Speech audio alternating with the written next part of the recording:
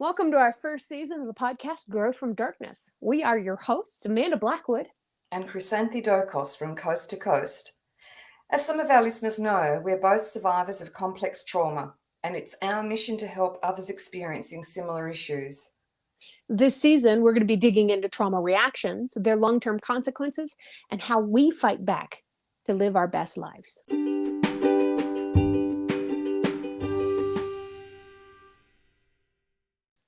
I started to do some research last night on anger. I thought I just need to do a bit more to get a handle on things, make sure I'm on the right track. And I've made some interesting revelations about myself.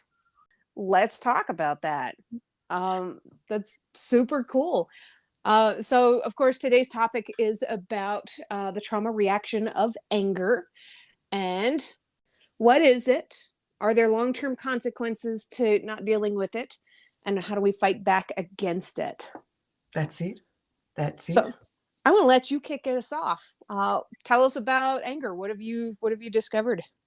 Trauma and anger, what is the connection? I really wanted to break it down, and I actually started to become very self-aware of a few things. So one of the things about anger and PTSD, and so trauma, is that people can get stuck in that autonomic response, the fight-flight response that we've talked about previously in our episodes, and how it's an automatic response. When you're threatened by something, your body goes into that sort of fight-flight mode, and there's increased cardiovascular stuff. Your autonomic system just powers along, and people with extreme PTSD, which is, the response to trauma,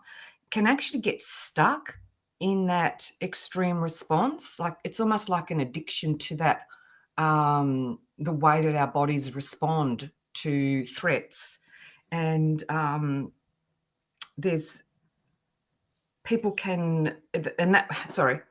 the way that actually is evident in their own behaviour when there isn't a threat and that they're stuck in that anger sort of response is that they're irritable and can just get angry at the simplest of things, and it actually creates problems in their interpersonal relationships, like at work or in the family. They have problems with their sense of self and place in society.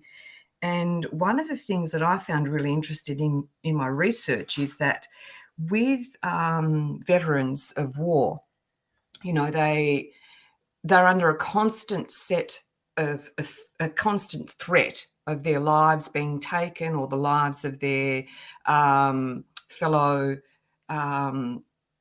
combat people. Can't think of the right word. They're soldiers. And one of the things about being in that sort of constant state of arousal is that they've learned through their training to follow the rules. And Yes. They have to do everything by the rules to keep themselves safe, to keep their fellow soldiers safe. And when they come back into civilian society, when people around them don't follow the rules, they get angry because they've been taught that to stay safe, you've got to follow the rules. And they feel out of control if people don't follow the rules. And when I was reading this information yesterday, like a penny dropped for me.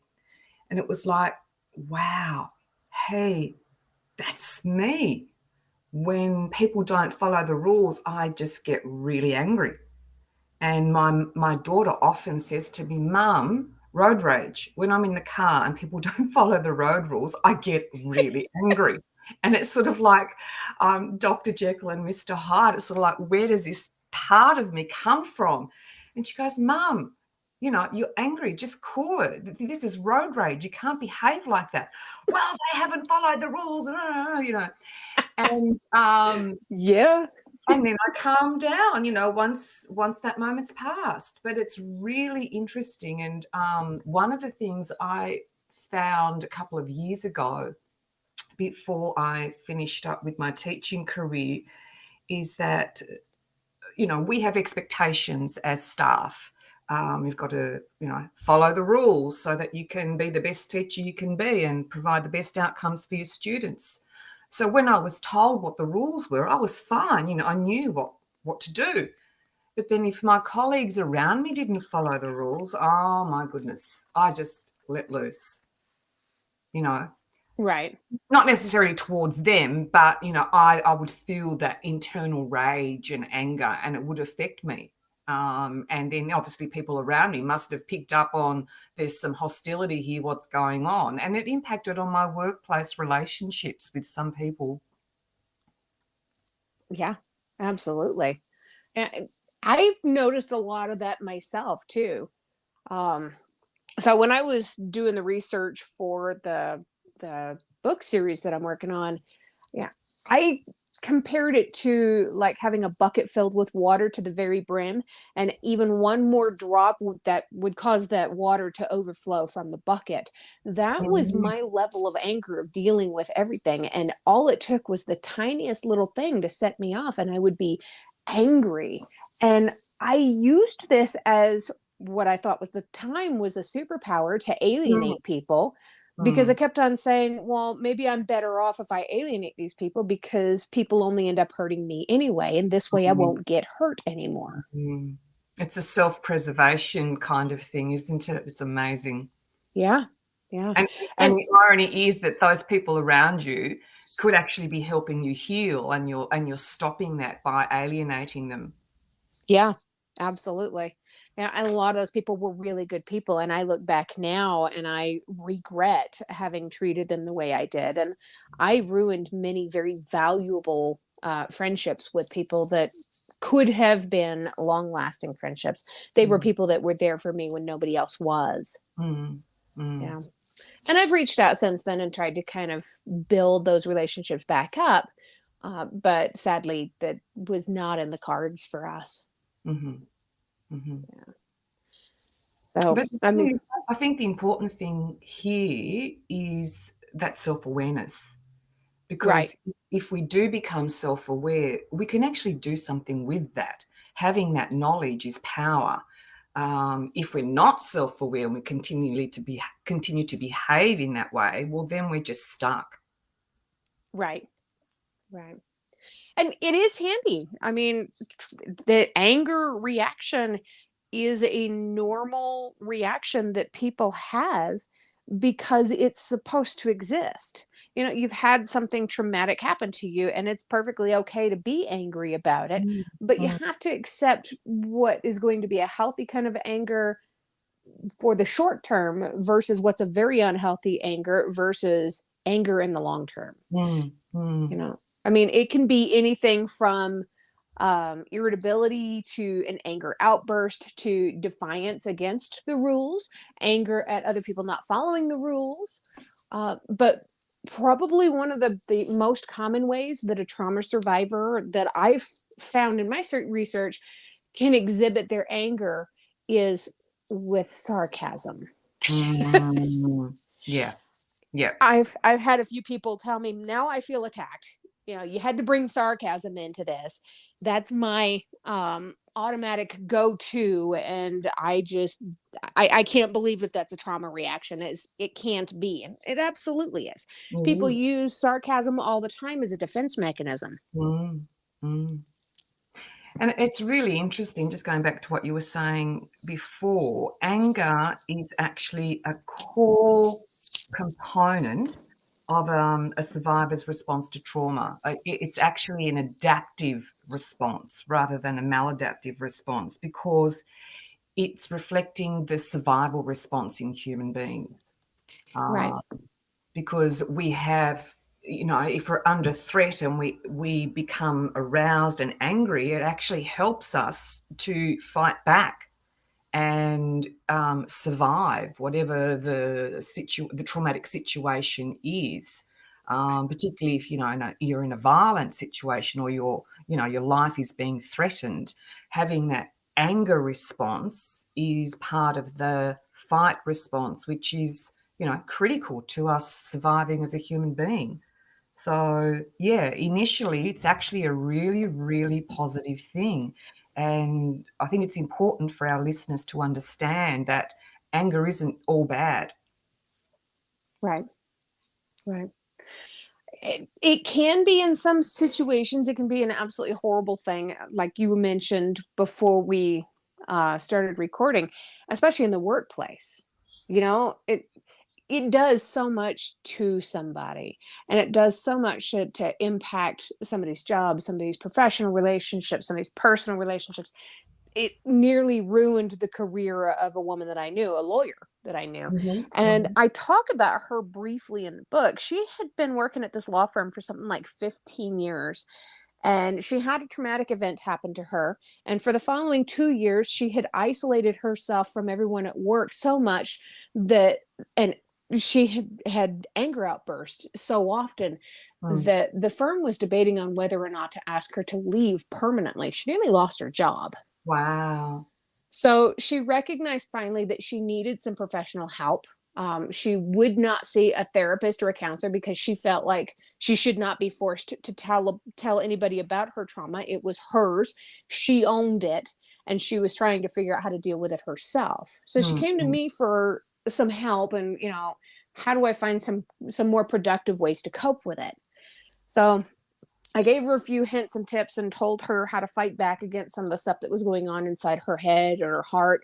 And finally, she had a meeting with her colleagues at the law firm, and she let them know, without going into detail, what it was that she was having to deal with. And after that, they started working on a full reconciliation between all of them.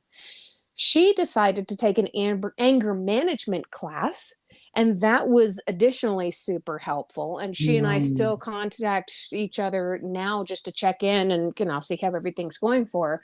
But she says that dealing with her anger is the only thing that saved her career. Yeah, yeah, Yeah. absolutely. Yeah, because it becomes so ingrained in our sense of being, that we can't see it. We just can't see it.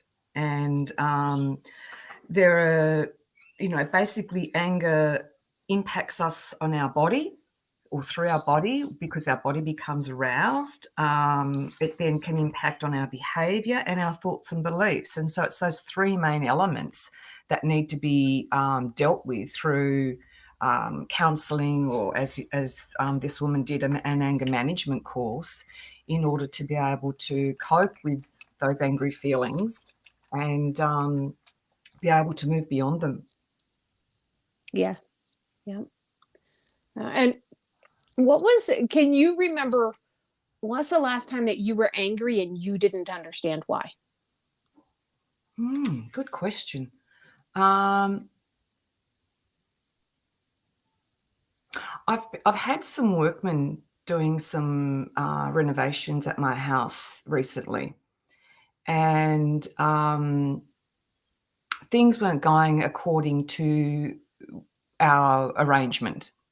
And I found myself a few weeks back now, just over the stupidest thing, being really, really angry and thinking, I've got to get these workmen out of my house. I can't have them here anymore. It's just overwhelming. And yeah, it was really interesting. It was just, I could feel the anger coursing through my body, the adrenaline, and yeah, it was horrible, really horrible. And it was something that we could simply fix through a conversation, which we eventually did. I sat with those feelings for a couple of days and contacted the guy in charge, and we had a meeting, and I sat down and said, look, these are my concerns, and we were able to handle things really well, and everything's back on track again. Oh, that's awesome. That's fantastic. And it's amazing what communication like that can do for you. Yeah, You know, yeah. there's only been, in my, I guess, almost 2 years now of being with my husband, there's only been one time we've ever had like a really kind of fight. Mhm. We don't typically fight because we're both so good about communicating because we've both been through so much stuff that we've had to learn how to communicate separately. Mm, mm, And the one time that we got into a fight, it was because something happened and it scared me. I had a trauma mm, reaction and I snapped at him.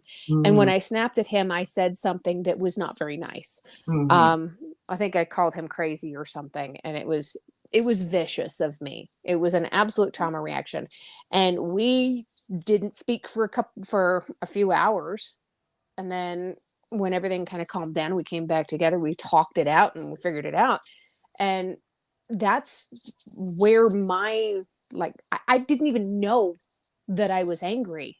I mm, was scared and it came out as anger. And it mm, was awful. Oh, I felt so bad. Just seeing the look on his face. He was brokenhearted that I snapped at him like that. It mm, crushed me. mm, It was mm. terrible. He didn't deserve that. No, he didn't. But the positive thing was that you could both sit down afterwards and work through it. Because, let's be honest, Amanda, we're all human and we have these emotions and we will behave like absolute cows or whatever at times. I had something a little bit more expletive in my head. Hey, it's our podcast. You can say what you want. I don't want to offend anybody. Um, yeah, so I think it's important to be kind to ourselves and realize that, as long as we can be self aware and sit down and talk it through, that actually builds trust. It builds love between you because you can see that the other person can see that you're self-aware and that you take responsibility. And you, as the person who's had the outburst, can see that, well, this person's still going to love me, even though I behave like a total twat, because I've owned it. And I can see where this behavior's come from. That I think, in terms of relationships, that is the key critical point in being able to be open, authentic, and develop that trust. Absolutely. And it's Mm, so important to be able to have those kinds of people in your life. mm, Um, mm. to be able to pick who those safe people are that you can talk to about it. Yeah, definitely. Starting the discussion is one of the hardest parts of getting through all of these stages. Um, it's nice to be able to get past the denial, and it's so ugly to go into that anger stage and you're just angry at everything and everyone. But figuring out who the appropriate people are to talk to about what you're going through is, I mean, it's such a huge step to be able Mm, to still have that kind of relationship in your life and hopefully start moving on through the next stages. But exactly. there were so many reasons, including anger, that kept me from being able to talk to somebody when I was going through that. I mean, I had all these fears. I had this fear that they were going to judge me, they were Mhm, going to blame me for what happened, so victim blaming. mhm, I was afraid that they weren't going to believe me. I was terrified that there was going to be some retribution or retaliation against me for telling the truth about what somebody else had done. mm. There's always the biggest fear of having to relive whatever the traumatic event is because you have to talk about it. And when you talk about it, you remember it. You know, there were And you so many relive it. things. You relive it through your body. Yeah. Yeah, Mm. absolutely. And Well, just you're basically ending up in a very, very vulnerable place. right, All those things that you've just listed actually makes you very, very vulnerable and feeling unsafe. right. And how do you do that when you're angry? Mm. And you're You know, angry because you're feeling unsafe.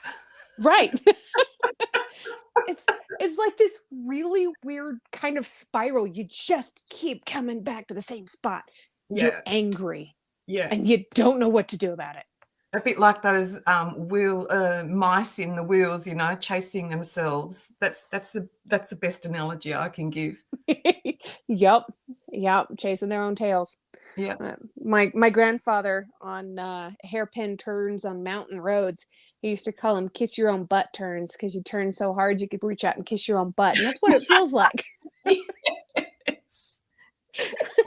Yeah, exactly. Exactly. So Yeah. let's see. Well, we need to talk about, like the long-term consequences. And Yeah, that's I've what I got was just gonna say. I've What have got you got? You 3. got something there. I've got 3. So the first one is, where am I? So the first one is, the arousal side of things. So I'll just mention the 3 and then go back to them. So it's arousal that actually takes place in our body. It's the behavior, so how we respond to situations, and our thoughts and beliefs. So traumatic events impact on us and therefore influence the way we see the world. And post-traumatic anger comes out in those 3 ways: arousal, behavior, thoughts and feelings. So do you want to start with arousal in terms of, the activation of cardiovascular, or do you want me to keep going? Oh yeah, talk about that one. The whole what it does to your body, because a lot of people Yeah. don't realize that anger is so much more than just a basic emotion. Oh, yeah. I mean, this is the horrific thing about it, because that anger, that arousal in the body actually, as I said, increases your cardiovascular system. It sort of, there's blood coursing through your body. There are hormones coursing through your body like adrenaline. Um, your glandular system is activated, and your brain systems associated with the emotion of survival are just like on fire. And then there's muscle tension, like really increased muscle tension when you're angry. So if this is your body's normal state, or continual state, it's actually putting so much pressure on your whole physical being, and that's when all sorts of diseases and so forth start happening. Like, so much evidence has shown that stress is related to heart disease, for example, to cancer, to autoimmune disorders. So that stress level comes out through anger and then impacts on our bodies, which is, why in our societies, modern day, we're getting such higher levels of those lifestyle diseases in our community. Right. Um, so it basically, being aroused in this way, actually, this is the irony of it, it actually intensifies our actual emotions and physical experience of the anger. So it's like a loop within itself.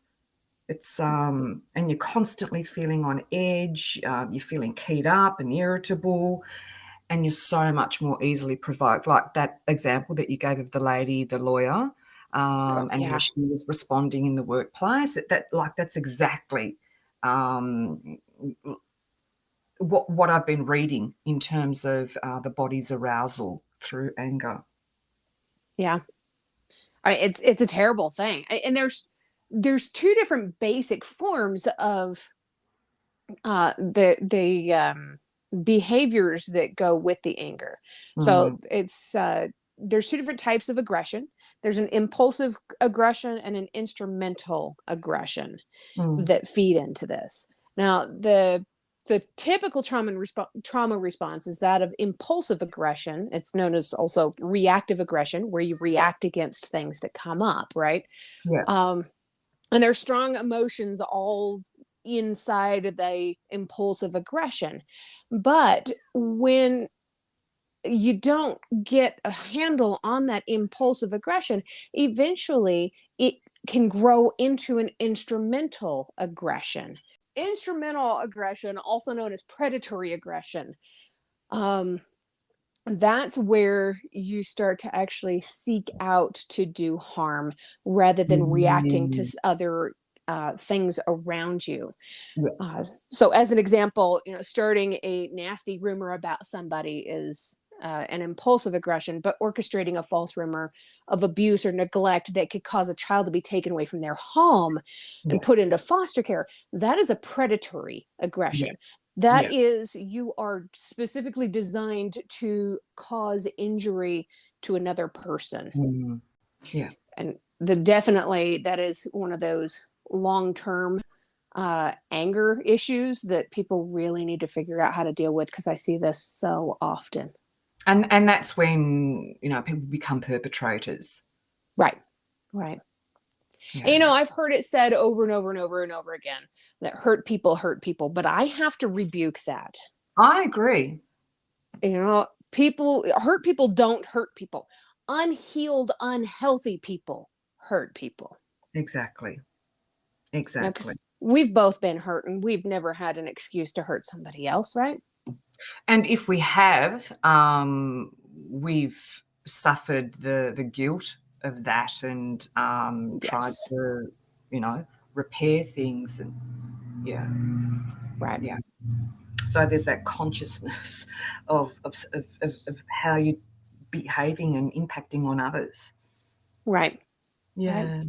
So it's really interesting you describing that, because some of the reading that I was looking at was saying that there tend to be two, excuse me, two responses generally to this heightened anger in terms of arousal in our body. And you mentioned, impulsive stuff. So often people can either go down the track of seeking out experiences that actually require them to stay alert and ward off danger. So kind of risk-taking behaviour. Right. Um, or they can actually then do the opposite.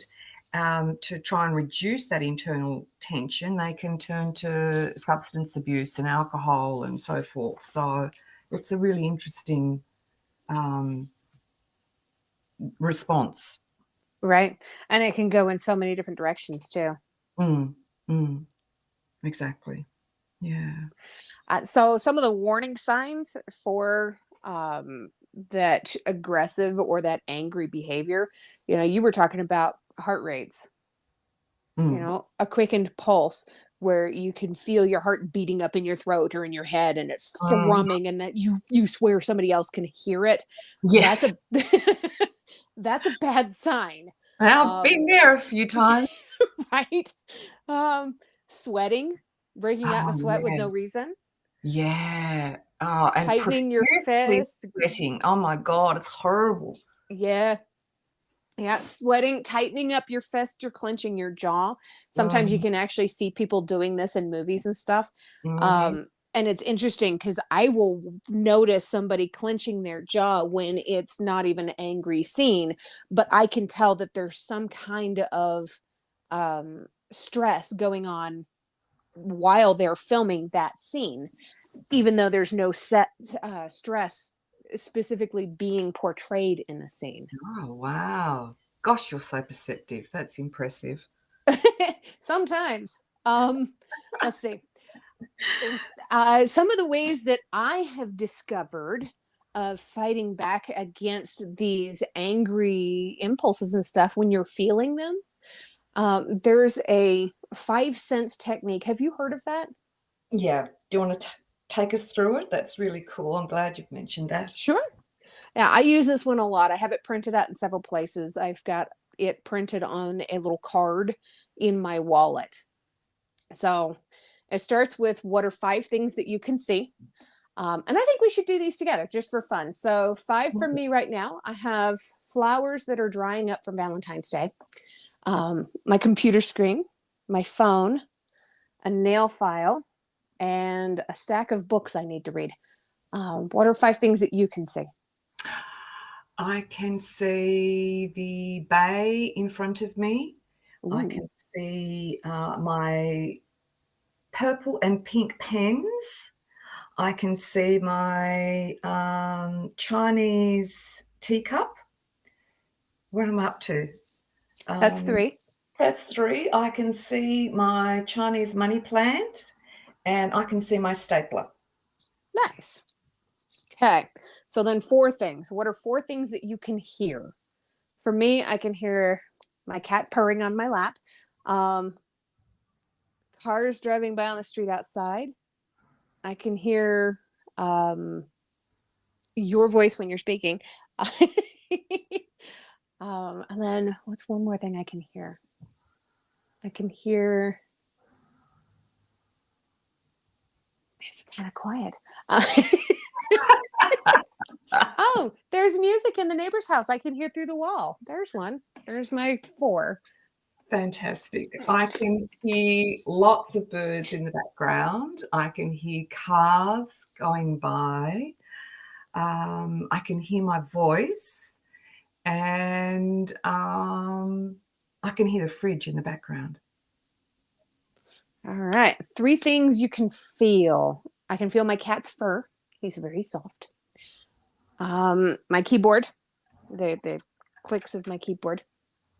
And I can feel the soft wrist mat in front of the keyboard, soft and squishy. Mm. I can feel my bottom on the chair. It's quite firm. I can feel the warm blanket around my legs, and I can feel skin on my hands as I rub them together. It's a bit chilly this morning. Oh. So next up is two things you can smell.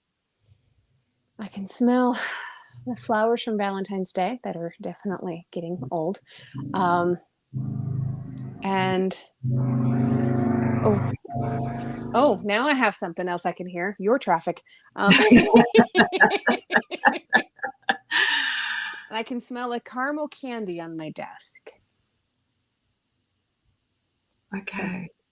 Well, since having had COVID 3 times, my sense of Oof. smell has gone, so I cannot smell anything.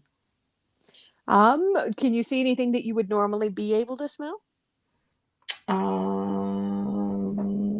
Flowers. I've got a little rose sitting in a bowl. I Okay. could have been able to smell that. And, oh, the coffee in my cup. Oh, that's a good one. It's one of my favorite smells. And one thing you can taste. Uh, I have I have a massive jawbreaker sitting on my desk that I just take a couple of licks off of every day. Well, I was sitting here sipping coffee before, so I can still taste the coffee in my mouth, although it's not that strong, as I said, because I don't have my sense of smell. Yeah. How long have you been without a sense of smell? That kind of stinks. It does. Probably, the first time I got COVID was in June of last year, and ever since then, I've had a problem with my sense of smell. Oof. Wow. And we had it in November of 2021, and my husband's sense of smell and taste has never fully recovered. Poor guy. Mm, mm. So, It's not fun, but anyway. yeah. Um, So those five, the five sense technique, five things you can see, four things you can feel, three things you can hear, two things you can smell, and one thing you can taste. So if people jot that down, or if they print it out on a business card, something of that size, and keep it in their wallet, a lot of times it can help to calm somebody down from a panic attack or an anger or anxiety issue, something like mm, that. mm. Let's see, what other ways can we fight back against allowing that anger to take hold of us? Oh, I well, that was sort of like a meditative kind of, or mindfulness kind of technique. I find when I'm really aroused, excuse me, I just walk it off. Yes. I walk it off, and I'm almost marching. Yeah. Yep. And people part the waters to get out of the way too. It's a beautiful thing, man. They do. Oh, get away from her. Yeah, walking away from the situation or the person and going for a walk to burn off that energy. You can do both, or you can do both at the same time. Yeah, yeah, because it Yeah. actually allows you to get your body in that sort of calmer state, and also allows you to, well, you're not interacting with that person anymore. So you're actually breaking the cycle of any kind of negative behavior. Um, and it allows you, well, it allows me to go into my thoughts and, really think about what has just happened, why have I responded in that way, and, is it a justifiable response? Right. Right. But So, and there's also different ways to be able to reframe negative thoughts that somebody's having or experiencing. yeah. And I've had some people try to tell me, and I'll give an example here in just a second, but I've had some people try to tell me that what I'm doing is giving somebody else an excuse for bad behavior, but that's not it at all. It Mm, is absolutely about reframing what it is that I'm thinking so mm. that I don't allow it to bother me quite Yeah, so much. exactly. Um, it's like if somebody cuts you off in traffic, our automatic reaction is to have negative thoughts towards them and to get quite Mm, upset about it. But I've started reframing it after an experience I had a few years ago. And I think maybe that person didn't see me. Maybe there's a medical emergency. There could be any number of things that we are not aware of. mm, So mm. years ago, when I was a flight attendant, I was flying with another flight attendant who was supposed to take care of first class while I took care of coach. Yep. And when we took off, she refused to take care of anybody in first class. She was refusing to do her job at all. She sat down in one of the few empty first class seats and started studying a school book instead. So I didn't worry about it. I didn't complain at the time. I had a job to do. I went and took care of all of first class, and then I put my trolley cart together and I started wheeling it back to coach and took care of all of coach by myself. Mhm. Wheeled it all the way back up front. She still didn't talk to me. She still didn't say anything. She didn't thank me, nothing. I just let it go. I didn't do it to get her thanks. I did it because it needed to be done and because we had Mm, customers who were expecting service. mm, mm. We went on this trip. We flew from LA down to Guanajuato, Mexico. We Oh, stayed the wow. night. And on the next day, when we flew back from Mexico back into Los Angeles, when we landed, she received a phone call when she turned her phone on. And I overheard part of the conversation. Her 4-year old had just been diagnosed with leukemia. Oh my goodness. She didn't know how to deal with it. Mm, And I could have had some really negative thoughts about her. I could have called the mm, company and, mm, made her day so much worse. But instead, I just dealt with what needed to be done. I figured there had to be some purpose or some reason. I didn't know what it was, but, you know, God willing, I would find out. And when I found out, everything just made so much more sense to me. yeah, yeah, and I think it's so important for our listeners to try and understand that often someone's behaviour is not a reflection on you, but, so many of us have things going on that no one else is aware of, Right. and it's about having that compassion towards other people and understanding. Because one of the things, it's really interesting that you bring that up, because in my experience teaching, I've struggled with some of my colleagues who have automatically made assumptions about students who've lost their cool or done the wrong thing, and very judgmental. And I've always taken the approach with my students that, for them to behave in that way, something's going on. You know, Right. people don't deliberately behave in a horrible way. Particularly children, it's usually a response to something. And I used to find myself getting angry at my colleagues who would just make judgments and not allow those children to just be and help them to self-regulate or find other ways of dealing with their anger. Right. Uh, They're kids. They haven't figured out ways to be able to deal with it yet. exactly, exactly. And I think that brings us to a really interesting thing here, because often with early child abuse, for example, children don't actually learn adaptive ways to respond to a threat, and they become stuck in that mechanism that they've developed. And so their behavior towards others as they, as they grow older is sort of stuck in that mode. Right. Um, and it's really important that we do address it, in the education system, but also as individuals, as we become older and get into our adulthood. It's important that we do focus on our behaviour and our thoughts and beliefs, and actually find ways of, as you said, reframing situations and thinking about our belief systems. Because one of the most common beliefs that people with PTSD have is that they can't trust anyone. Yes. Yeah. And that's one I've dealt with for a long time in my life. And I actually think I'm only just, at nearly 57, coming to terms with that, and accepting that that's where I've been in the past, and that I'm working really hard on that, really working hard on that.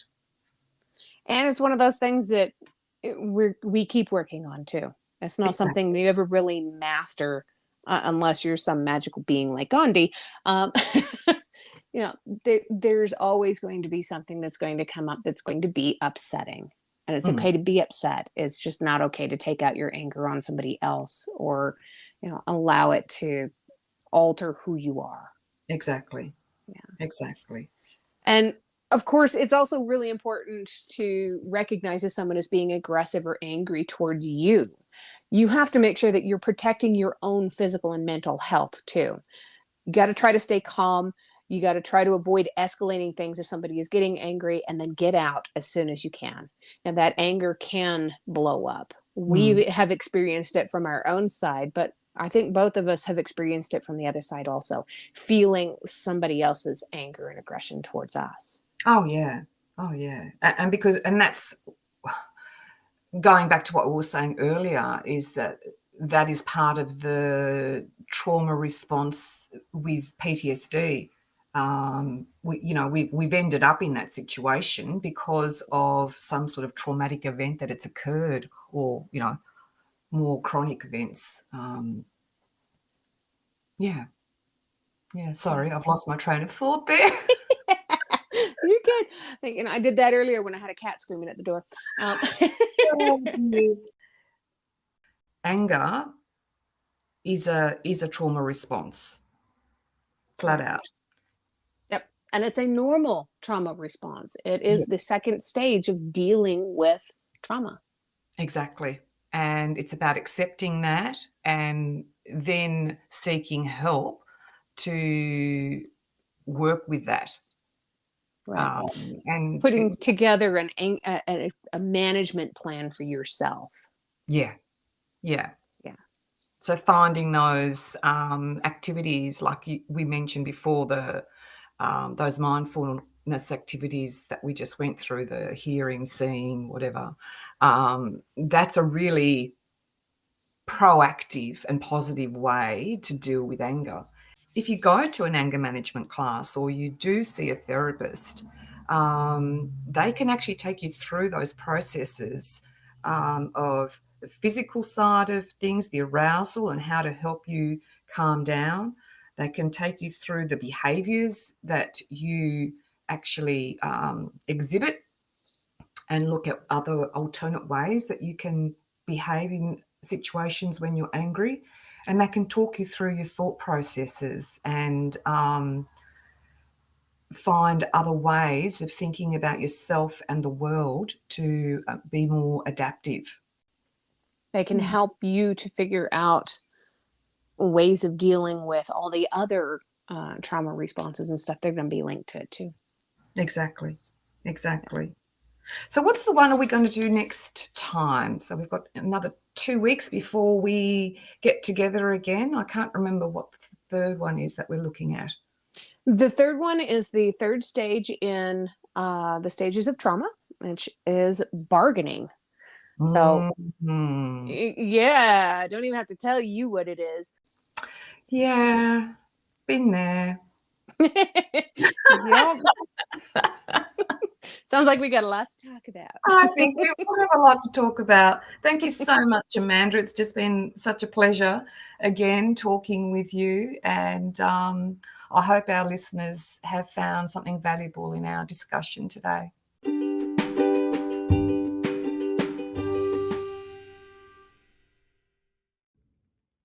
You can find out more about Growth from Darkness through the website www.growthfromdarkness.com. You can also learn more through the Facebook page, which can be found at facebook.com/growth from darkness. Thank you.